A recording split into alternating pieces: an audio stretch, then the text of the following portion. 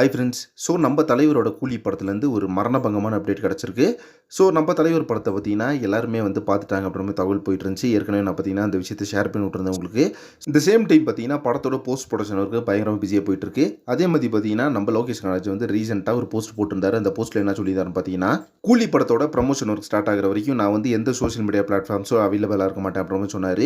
அதற்கு ரீசன் என்ன அப்படின்னு பார்த்தீங்கன்னா, படத்தில் வந்து ஹெவியான பயங்கரமான ஒர்க் போயிட்டு இருக்கு. படத்தில் வந்து பார்த்தீங்கன்னா அவ்வளோ சிஜி ஒர்க்கு விஎஃப்எக்ஸ் ஒர்க்லாம் இருக்காமா. ஸோ இந்த ஒர்க்கில் கம்ப்ளீட் ஆகிற வரைக்கும் அவருக்கு டிஸ்டர்பன்ஸே யாரும் பண்ணக்கூடாது அப்படின்றதுனால அந்த ஒரு விஷயத்துலேருந்து பார்த்தீங்கன்னா அவர் வெளியே போயிட்டார். படத்தோட போஸ்ட் எதுவுமே அப்டேட் கொடுக்கக்கூடாது சோஷியல் மீடியாவில் அப்படின்னு சொல்லிட்டு இன்றைக்கி பார்த்தீங்கன்னா கூலி படத்தோட மியூசிக் டேரக்டரான அனிருத் அவர் பார்த்தீங்கன்னா ஒரு இன்டர்வியூ கொடுத்துருக்காரு.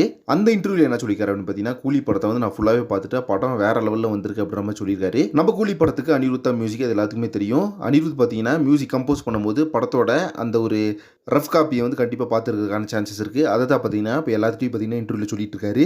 எது எப்படியோ படம் வந்து வேற லெவலில் வந்திருக்கு. அது மட்டும் இல்லாமல் இந்த படம் வந்து தலைவர் லோகியோட ஃபஸ்ட்டு படம் அப்படின்றதுனால படத்தோட எக்ஸ்பிரஷன் பார்த்தீங்கன்னா வேற லெவலில் கிளம்புது. அது மட்டும் இல்லாமல் இந்த படத்தோட பாக்ஸ் ஆஃபீஸ் பார்த்தீங்கன்னா கண்டிப்பாக 1000 கோடி அடிக்கிறதுக்கு சான்ஸ் இருக்குது. அதில் வந்து எந்த மாற்றமே கிடையாது. ஏன்னா இதுக்கு முன்னாடி வந்து ஜெயிலர் படம் வந்து அந்தளவுக்கு ஒரு தரமான சம்பவம் பண்ணுச்சு. இப்போ அதை விட ஒரு படி மேலே போய் இந்த படத்தில் கேமியோஸ் எல்லாம் பயங்கரமாக உள்ள வச்சிருக்காங்க.